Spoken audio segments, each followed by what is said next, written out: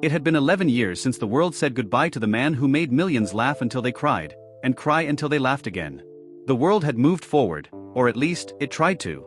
Yet, even after more than a decade, something about Robin Williams' passing never sat right.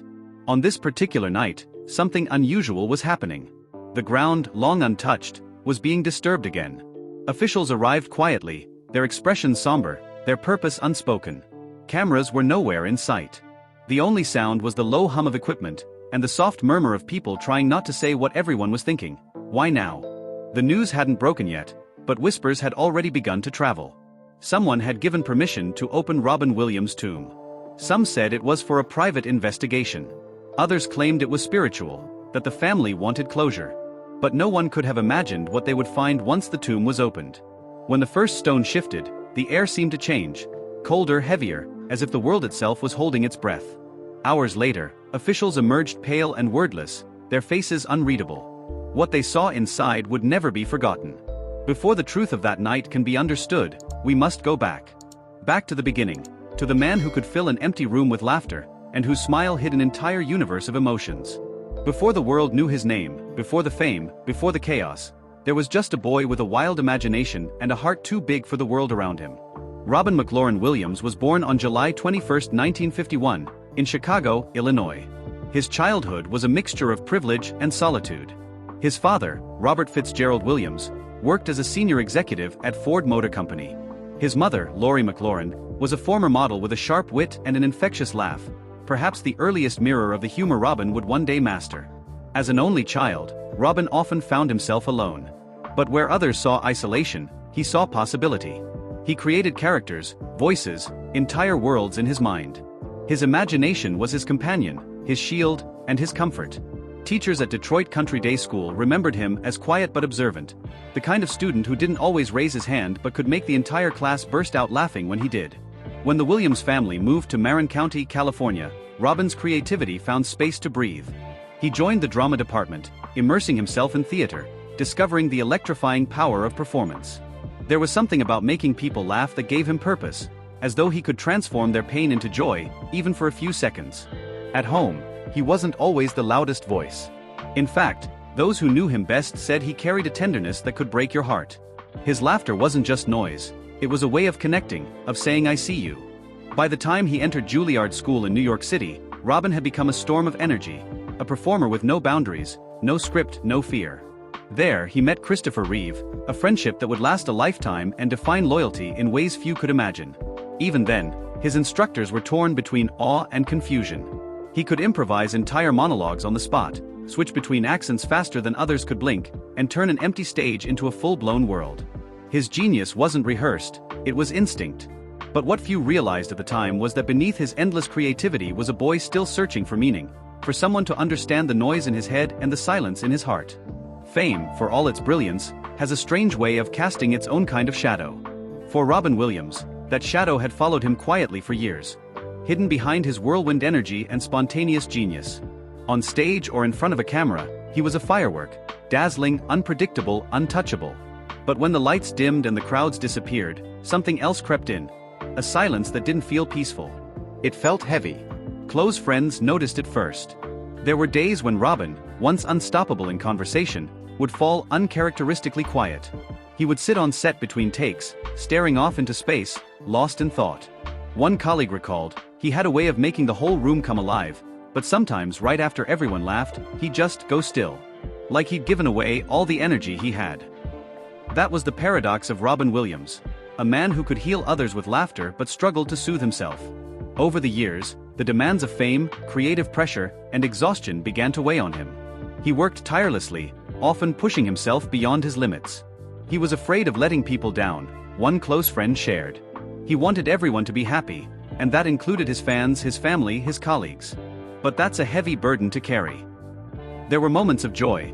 Films like Good Will Hunting and Patch Adams gave him renewed purpose. Yet, even within those roles, there were traces of melancholy that felt more real than acting. His eyes told a story few understood. By the early 2010s, Robin had slowed down a little. The comedy clubs that once felt like home became rarer visits. He spent more time in his Northern California home, surrounded by trees and quiet, often taking long walks with his dogs. Neighbors would describe seeing him alone at dawn, hooded and thoughtful, greeting everyone with a gentle smile. To the world, he was still the funniest man alive. But those who knew him best knew the truth. The laughter he gave the world often came from a place of pain. He once told a friend, "You don't tell jokes because life is funny. You tell them because life isn't, and people need a reason to smile." That simple truth became the unspoken essence of who he was. A man who spent his life saving others from sadness, even while quietly fighting his own. August 11, 2014. A day that began like any other, until the world's collective breath stopped. The headlines appeared suddenly, almost unreal in their simplicity. Actor and comedian Robin Williams dead at 63. For a few seconds, it didn't feel possible. It couldn't be. The man who seemed eternal, whose laughter had filled screens and hearts for decades, was gone. The reactions were immediate and global. Fans flooded social media with disbelief. Newscasters broke down on air. Outside his home in Tiburon, California, hundreds gathered with candles, flowers, and handwritten notes. One sign read simply, "Thank you for the laughter. You saved us more than you knew." Across the world, tributes poured in from everyone. Presidents, comedians, actors, and everyday people whose lives he had touched. Barack Obama released a statement calling him one of a kind, saying, "He arrived in our lives as an alien, but he ended up touching every element of the human spirit." But even as tributes filled the airwaves, there was a deep sense of confusion, disbelief, and heartbreak. How could someone so full of life, so capable of giving hope to others, have left so suddenly? For days, people revisited his films, clips, and interviews. They watched Dead Poets Society and heard him say, "Seize the day, boys. Make your lives extraordinary." They rewatched Mrs. Doubtfire and cried at the scene where he tells his children, "You can't imagine how much I love you." Each line carried new weight, each smile now a memory. Outside his alma mater, Juilliard, students held a candlelight vigil. On the Hollywood Walk of Fame, his star was covered in flowers and cards. At Disney parks across the world, fans left messages at the genie's lamp in honor of the voice that had brought magic to life. For many, it was more than losing a celebrity, it felt like losing a friend. Robin had been part of people's lives, their childhoods, their hardest days. He was the one who reminded them that laughter could heal even the deepest wounds. And now, that voice had gone silent. But in that silence, something powerful began to take shape, a collective realization of just how much he had given to the world. It was as if humanity itself paused to say, "We didn't know how much we needed you, until you were gone." Robin Williams was laid to rest in Marin County, near the rolling hills he had called home. The spot overlooked the San Francisco Bay, a view he had loved, a place he often visited to clear his mind. For a while after his burial, the world seemed to move in slow motion. The laughter he had once given the world echoed faintly in reruns, movie clips, and the trembling voices of fans who still couldn't say his name without their eyes misting over. His family withdrew from the public eye, not out of coldness but necessity. The world spotlight was still too bright, too intrusive. His wife and children spent much of the following years in quiet reflection, protecting the fragile space that grief requires. But for those who visited his resting place, something about that little patch of earth felt alive. Visitors came from across the country, some alone, some with children who had grown up watching Aladdin or Mrs. Doubtfire. They left behind flowers, handwritten notes, old photographs, and sometimes toys, small, colorful reminders of the laughter he had inspired. One visitor, a veteran, left behind his military medal with a note that simply read, "You helped me survive nights I didn't think I could. Thank you, my brother." Caretakers at the cemetery said they had never seen anything like it. The site became a place of quiet pilgrimage, not a tourist stop, but a sanctuary of emotion. Yet, as the years passed, strange stories began to circulate. Some claimed to have heard faint laughter carried on the wind near his tomb late at night. Others said the air grew inexplicably warm when they stood by his name. A few dismissed it as imagination, others called it energy, a spirit that refused to fade. In truth, no one really wanted to explain it. Because in a way, it was comforting to believe that Robin Williams' presence still lingered, that somewhere, somehow, he was still doing what he always did best, making the world feel a little lighter. But then, 11 years later, the quiet serenity of that place would be interrupted. Something was discovered, something unexpected enough to bring officials, historians, and his own family back to the very ground they had once sworn to leave untouched. And when the world found out what had been uncovered, it would reignite the sorrow, the love, and the unanswered questions all over again. It began quietly, almost invisibly. A local historical preservation team had been cataloging private memorials in Marin County. During their research, they noticed something unusual about the paperwork connected to Robin Williams' resting place. A sealed note, written by his wife, marked with the words "for family retrieval, 11 years. The note had been forgotten, buried deep in administrative archives. When it resurfaced, questions immediately arose. What could have been intended to be retrieved, after exactly 11 years? At first, the family hesitated. They had long protected Robin's privacy, even after death. But curiosity and love often walk hand in hand, and after days of deliberation, the decision was made to quietly reopen the site, with full legal authorization and total confidentiality. No media. No crowds. No announcements.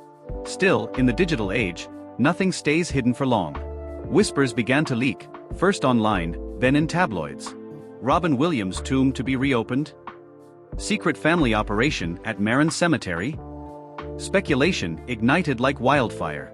Some theorized that it was to relocate his remains to a family plot.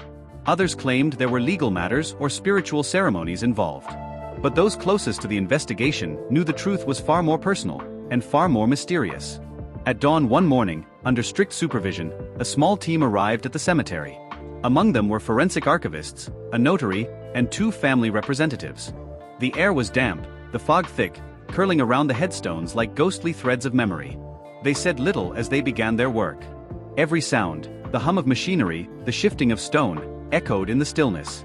One witness later recalled, "It felt like time had stopped. We weren't disturbing the dead. We were listening for something the world had forgotten." And when the stone finally gave way, the breath of 11 years of silence escaped into the air. It was colder than anyone expected. The air was dense and unmoving, holding on to the faint scent of earth and time.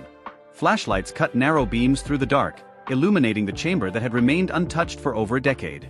Officials moved slowly, their gloves brushing over the stone surfaces, careful not to disturb more than necessary. What they found at first seemed ordinary: sealed containers, a nameplate, the expected order of a man respectfully laid to rest. But then, at the far end of the chamber, something caught their eyes. A small wooden box, aged but perfectly preserved, rested near the base of the inner wall. It was wrapped in a faded cloth embroidered with the initials RMW. It hadn't been listed in any of the original records. No one, not even his family, knew it was there. The box was removed carefully, placed under soft light. When opened, what they saw was not gold, not jewels, not any kind of artifact.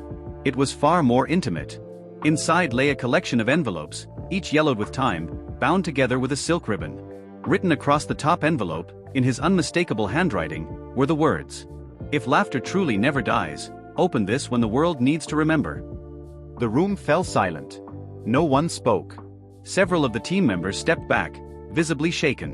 One woman, a lifelong fan, reportedly began to cry. It was as if Robin Williams himself had been waiting all this time, not for discovery, but for the right moment. The contents were documented, sealed once more, and handed to the family. What happened next remained behind closed doors, at least for a while. Days later, after quiet verification and legal review, the truth of what had been found began to surface, not through tabloids or leaked photos, but through an official statement from the Williams family. Inside the box were handwritten letters, personal reflections, and voice recordings made by Robin Williams in the final months before his passing. They had never been released, never even mentioned. Each letter was addressed differently.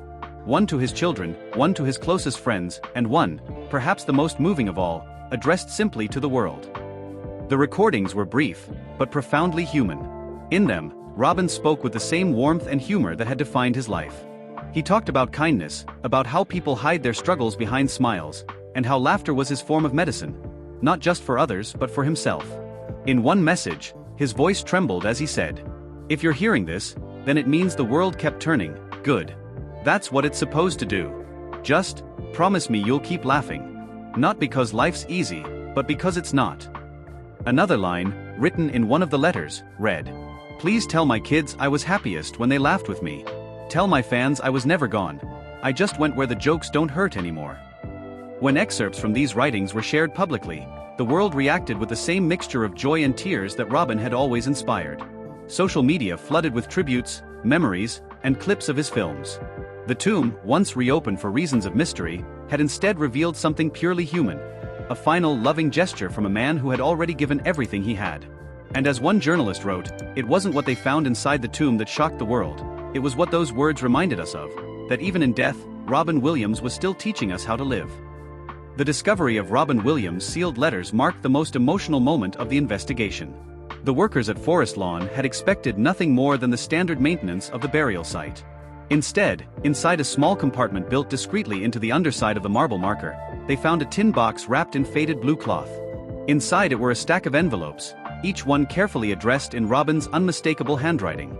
The first letter bore the words, "To my children, when laughter feels far away." It wasn't just a farewell. It was a reflection, a gentle whisper from a man who had spent his life making others laugh while wrestling with invisible battles of his own. The tone was warm, loving, and deeply human.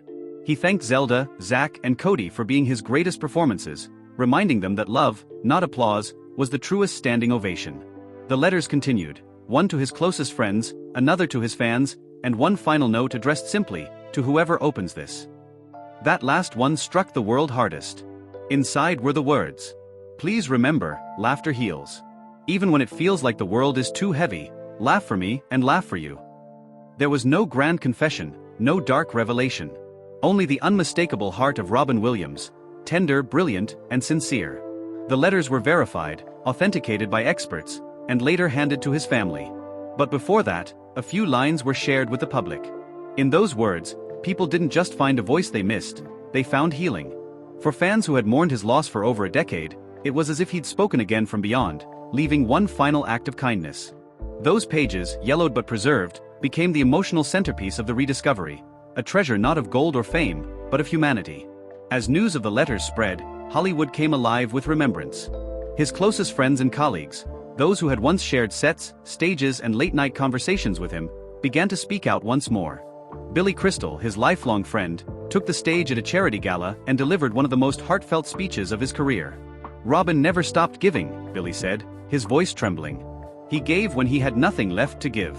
He made you laugh even when he couldn't find his own laughter." Clips of their old moments together played across social media. Their iconic banter, their shared roasts, their moments of pure comedic genius. Steven Spielberg spoke about Robin's boundless compassion. "He never entered a room without changing its light. You didn't just notice him, you felt him." Fellow comedians, from Whoopi Goldberg to Jim Carrey, reflected on how he had reshaped the art of comedy, blending absurdity with heart. They shared stories of his generosity backstage, his impulsive humor that could dissolve any tension, and his ability to turn vulnerability into connection. Television networks replayed his films, Dead Poets Society, Good Will Hunting, Mrs. Doubtfire, each scene now carrying deeper meaning in light of his words. What once made people laugh now made them weep. Robin's spirit had always been too bright for any single screen. Now, more than ever, his colleagues and fans alike realized how rare that light had been. The tributes turned into celebrations, and for a brief, beautiful moment, Hollywood became a place of gratitude rather than glamour. For nearly 2 months after the rediscovery, silence surrounded what had been found inside Robin Williams' tomb. Rumors circulated, some claiming hidden journals, others suggesting a mysterious message.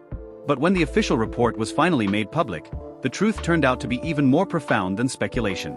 The sealed report, verified by the Williams family and the management of Forest Lawn Cemetery, confirmed the authenticity of every item discovered. The letters, a collection of small sketches, and a faded photograph of Robin with his children, taken long before fame consumed their lives. Inside that same hidden compartment, there had also been a small wooden box containing something extraordinary. A fragment of the original script from Good Will Hunting, with handwritten notes in the margins. One of them read, "Real love isn't about fixing people. It's about sitting with them in their darkness until they find light again." That single line spread like wildfire through the media, resonating far beyond the boundaries of entertainment.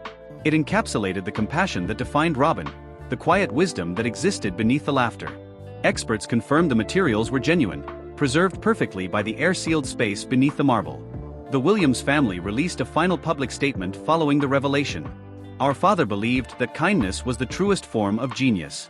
The items discovered are not relics, they are reminders of the love he left behind. We ask the world to honor them not with mourning, but with joy." The report closed not with controversy or mystery, but with peace. What had once been a tomb became a message, that love, humor, and empathy can transcend even the silence of death. In the weeks following the discovery, a group of filmmakers and journalists embarked on a journey across the landmarks that defined Robin Williams' life, from the quiet corners of Tiburon Bay to the vibrant heart of San Francisco, and the intimate comedy clubs where his legend began. At each location, they met people with stories, fleeting encounters that had changed their lives forever. A cafe owner in Sausalito recalled how Robin would leave $100 tips when business was slow, whispering, "Don't tell anyone, laughter pays enough." A ferry operator remembered how Robin would board with strangers and perform impromptu stand-up routines, just to make children smile. At the Punchline Comedy Club, the place where his rise began, the lights dimmed one night in his honor. Comedians from across generations gathered on stage to tell their favorite Robin stories. Some were hilarious, others deeply emotional. The night ended with no applause, just a collective silence that felt sacred. From the rolling streets of San Francisco to the Pacific waves that once calmed his restless heart, Robin's energy seemed to linger everywhere.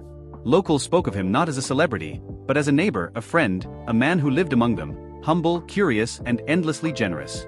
Through their journey, the filmmakers captured something no documentary could fully explain: how one man's presence could leave such an indelible mark on the places he touched. The laughter he left behind seemed to echo through the streets, carried on the wind like an eternal encore. Perhaps the most emotional chapter of the rediscovery came not from Hollywood or family, but from the countless ordinary people whose lives Robin had quietly transformed. A retired veteran in Michigan recalled the day Robin visited his rehabilitation center unannounced, spending hours cracking jokes, listening to stories, and refusing any media coverage. He told me, "Your scars tell me you fought for laughter too," the man said, tears in his eyes. A young woman from Los Angeles shared how a handwritten note from Robin, sent after she survived a suicide attempt, gave her the courage to keep living. "He told me that sadness isn't weakness, it's proof you've cared deeply," she said. There were families who spoke of financial help that appeared mysteriously during crises. Rent paid, hospital bills settled, always with the same unsigned card, from a friend who believes in laughter. These stories began to surface everywhere, online, on television, in local papers. None were connected by fame or fanfare, all were connected by kindness. When the tomb was opened, what the world found wasn't just letters or relics, it was the undeniable truth of who Robin Williams had been. A man whose empathy wasn't performance, but purpose. And through those he touched, people who continued to share his light, it became clear that his greatest legacy wasn't his films or fame, but the countless lives quietly lifted by his compassion. 11 years after his passing, Robin Williams' influence had never dimmed, it had evolved. His films were still watched by millions, his comedy routines quoted daily, his voice forever woven into pop culture. But beyond entertainment, his legacy had become something much more profound, a global movement toward empathy, humor, and healing. Psychologists began referencing his story in discussions about mental health awareness, citing how his openness and humor made it easier for people to talk about pain. Schools hosted laughter days in his honor, moments where students were encouraged to share kindness through humor, just as Robin had done his entire life. In New York, a mural appeared on the side of a building. Robin in his Mrs. Doubtfire costume, surrounded by butterflies, with a quote from one of his rediscovered letters. "If laughter is a spark, then kindness is the flame." From Tokyo to Toronto, from Rio to Rome, artists, musicians, and fans paid tribute. Social media flooded with hashtags, hashtag laugh for Robin, hashtag keep the light alive, reminding the world that joy can coexist with pain, that one man's laughter could still heal millions. Even streaming platforms began adding short tributes before his films. Moments of silence, followed by that unmistakable voice saying, "You're never alone, sport." The rediscovery of his tomb didn't end in mystery or fear, it ended in hope. The truth wasn't something hidden beneath marble and stone, it was alive in every person who smiled because of him. Robin Williams had once said, "Everyone you meet is fighting a battle you know nothing about. Be kind. Always." And in the end, that message, more than any film award or headline, became his eternal gift to the world. As the investigation into the rediscovery reached its conclusion, every rumor, every whispered mystery, and every theory about Robin Williams' tomb came down to one final revelation: what truly rested inside. Archaeologists, preservation experts, and family representatives stood together under the soft light filtering through the California sky as they opened the final compartment beneath the stone. Cameras rolled, hearts trembled, and the world held its breath. Inside lay not treasure, not a confession, but a collection of deeply personal artifacts that told the story of a man who had already given everything to the world, and still wanted to give a little more. There were letters, yes, but there was more. A small, weathered photograph, Robin smiling beside his children, a Polaroid faded from time but radiating warmth. A clown's red nose, cracked slightly with age, the same kind he once wore during his visits to children's hospitals. A tattered script from Dead Poets Society, its pages marked by notes and doodles in his unmistakable handwriting. Make them feel. That's all that matters. And then there was a simple gold chain, nothing extravagant, but attached to a pendant shaped like a tiny key. Engraved on the back were 3 words: "Keep laughing always." For those who were there, the moment was overwhelming. The air felt sacred, as if the very space carried his laughter, his energy, his love. The discovery confirmed what his fans had always believed. Robin Williams had never seen laughter as an escape from pain, but as a tool to survive it. His legacy wasn't a monument of fame or wealth, it was a collection of small, intimate reminders that joy, even when fragile, was worth fighting for. The media called it the emotional discovery of the decade. But for those who loved him, it wasn't about shock or mystery anymore. It was about connection. About realizing that the man who once said, "You're only given a little spark of madness, you mustn't lose it," had left behind that very spark for the world to hold on to.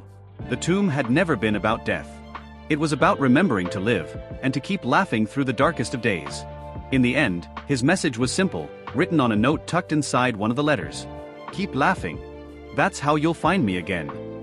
And perhaps that was his final gift, an invitation not to mourn, but to smile. When all was said and done, the story of Robin Williams' reopened tomb became less about what was found beneath the stone, and more about what he had left behind in the hearts of millions.